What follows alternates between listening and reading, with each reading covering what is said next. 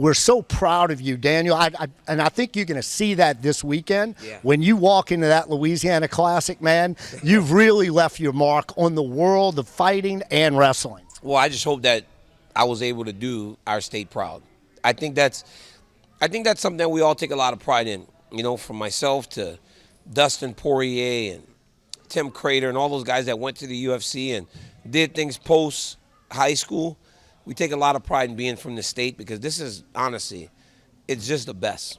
You know, there is no state that gets copied more than Louisiana. People want to be like people from Louisiana, so I'm just lucky to be able to represent our state in the way that I did. I'm lucky. I swear I am.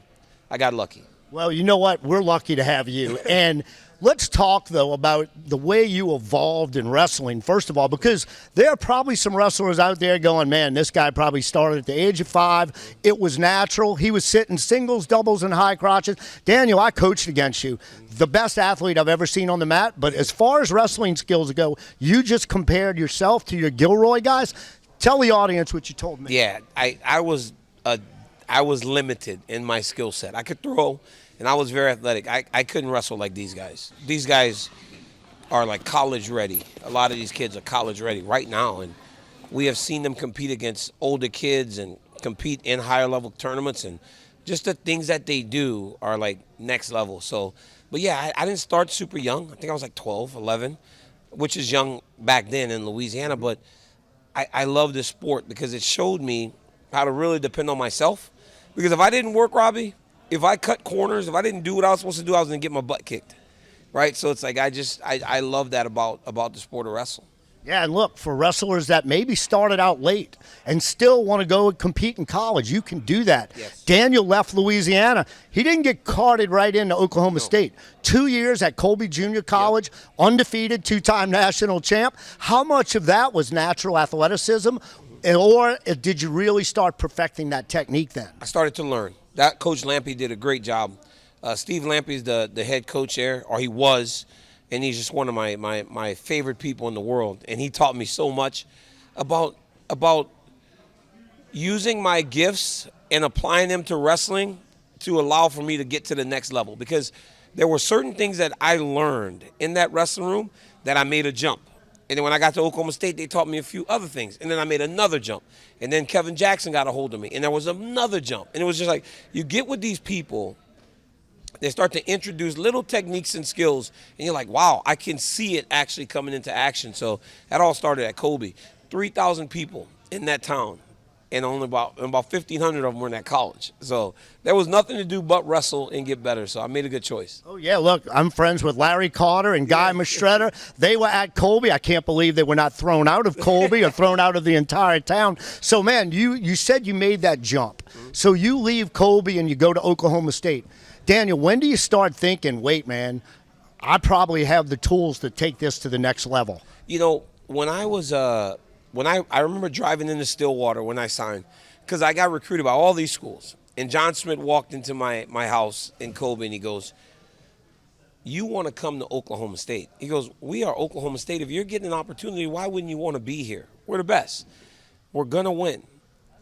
You can help us do that. And it was over. I gave him my commitment immediately. When I drove into that town, I was filled with this like emotion of, man, now my career starts. Now I actually get started, because now I'm a part of something that has so much tradition. There's so much history behind this program that if I don't live up to it, I'm going to really regret it. So I got better and better and better, and then by the end of my senior year, I was beating up everybody but Kel Sanderson, obviously. But I was scoring a lot of points, and then I remember talking to John after my senior year. We're getting ready to go to U.S. Open, and I was Coach Ravanack, Jim Ravanack, was from here. Has always been a godsend for me. Helped me so much when I was a youth, helping me get to tournaments. He really did play a massive part in my exposure, putting me out there. Those guys, like Coach Tank drove me to Pittsburgh to wrestle in the national tournament. Ravanack and them would pay and help me pay to go, him and Miss Joselle, to go wrestle around the world. And then he did the same thing when I was done with college. They started the Gator Wrestling Club, and it paid me a monthly stipend. And John goes, don't cut all the weight. Go up to 215. You're going to be fine. And ultimately, I stopped cutting as much weight, and I made the Olympic team. But I really do owe a lot to these people. But that's the thing about Louisiana, is Ravanack had that care for me as a kid. And even when I graduated college, he was like, I'm going to help this man try to become an Olympian. In this camp here, we had me, Joe Williams, Joe Heskett, Doug Schwab, Eric Guerrero, Jamil Kelly. It was crazy, the Gator Club. And we all were here just prepping, and it was so hot. It would get so hot. It was crazy, but it's just awesome, man. It's awesome. Being from home is, you guys are great. There are times that you suck, but you're great. Like I was here once with Ryan Bader. I was going to fight at the Smoothie King Center, and everybody was being so nice to him. And I go, guys, he's the enemy. Stop being so nice. And that's when people from Louisiana suck. When they can't turn off the nice. Like, support your boy, boo this man. But no, they couldn't do it. That's the only time people from Louisiana suck. I love that, man. I can see the joy on your face when you talk about Louisiana. I remember eating red beans and rice with you at my house with the Oklahoma State team when you were at Brother Martin doing camps. So, man, then you make the jump now. Now, you know, I got to go back to the NCAA final because it was 8-4. Yeah, dude, you gave Kale a great match. We were all on the edge of our seats. I mean, we got a guy wrestling Kale Sanderson in the NCAA tournament. So NCAA's end, the Olympic, you go through your Olympic, your world team stuff. Man, when did you decide, hey, we're going UFC now? And, man, when do you start visualizing, hey, I can be light heavyweight and heavyweight champion of the world? I mean, come on, Daniel. It was crazy. Coach, it was crazy. I literally went to San Jose because after the Olympics, I was like, I don't know what I want to do now. I was working at a TV station in Stillwater selling ad space. Every day I'm getting up at 8 a.m., I'm getting dressed, I'm calling people. I'm like, I don't want to do this. I still have this desire to do something more. So then my manager, Dwayne Zinkin, calls me, still my manager today. He goes, we talked a long time ago. I told you if you made an Olympic team, just call me again, and we would start this fight career. I went to AKA. I saw Cain Velasquez, who is just a monster, and I was like, wow, this is what I want to do. And then it started going really, really good, even better than I ever could have imagined. And then I had some luck, you know. I had some luck. I trained, I worked. I was in Strike Force. Those guys had me in there from day one, and it just worked. It was all just – sometimes I have to pinch myself because it doesn't seem like it should work out as well as it did for me. Yeah. For me, man – you right now, what you're doing, just meeting these kids for 10, 15 minutes, I'm thinking besides your family, this might be one of your greatest accomplishments, what you're doing for these kids at Gilroy. They talked about the colleges they're going to. It sounds to me you're giving back to them like Jim Ravanack gave back to you. How's it feel to work with these kids? It's amazing. I always say this. When people say stuff like, how can you give so much time to something that you get no money from? Because I don't make any money. I don't take a stipend or anything from the school. I just coach because I love doing it. But if I don't have a Stephen Lotief, a Jim Ravanack, John, Kevin Jackson, Steve Lampy, those guys at all those points, I don't go anywhere. But more importantly than any of those guys, as I got older, it was Rav, it was Coach Lotief, Coach Tank, and then all those youth coaches that I had as a kid that got me to believe that there was something bigger than what was in Lafayette.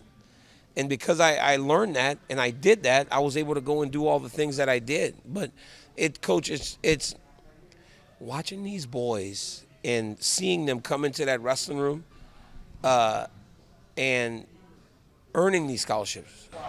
Amazing. Last year we had 7 seniors sign scholarships, boys and girls.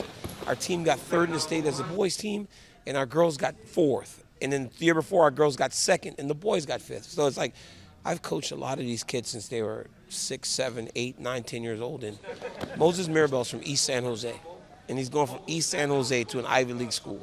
That's what means a lot to me. I enjoy it. It really is one of the best things I do. You know, and that's incredible. And, you know, I think that's when we look back at our legacies as coaches. It's not the wins and losses, although, let's face it, we want to win. We do.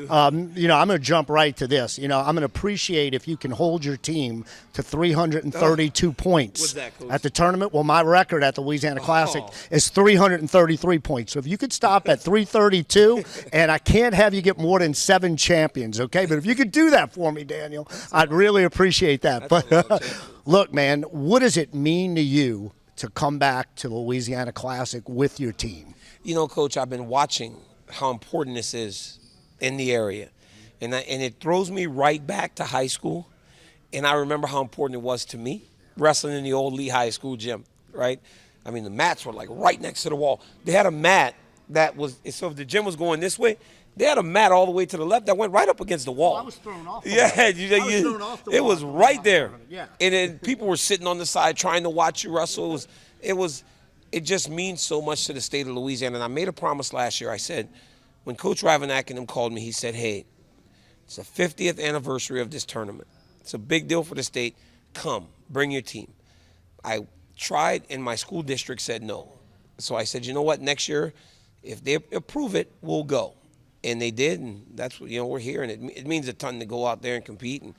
And then also, you know, it's not only about paying it back to the people that have helped me, because it brings a little bit of a spotlight on the tournament because it's so special, but it also gives our kids a chance to compete against kids that they don't generally get a chance to compete against.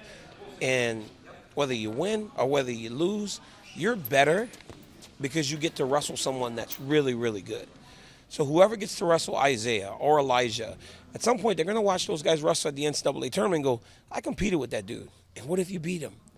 Then you might get that chance. So I think it's more than just being here. It's about the kids having an opportunity to really feel what the next level of wrestling is. That's great. And I asked one of them, and he said that same thing. Zapata said, I said, what do you tell a kid out there who gets a shot at you? He said, just come on out there and give me your best. Yeah, and then you get a chance to wrestle the best kid in the country, the winner of Who's Number One. So, look, Daniel, man, I know there are going to be people walking around the Classic this weekend with big smiles on their face because a hero is back here in Louisiana. Welcome home, man, and good luck to your team this weekend. This is Robbie Dauterive, Louisiana Wrestling Now. We'll see you guys live Saturday morning, 10 o'clock. I hated this guy and all their winning. All he did was win.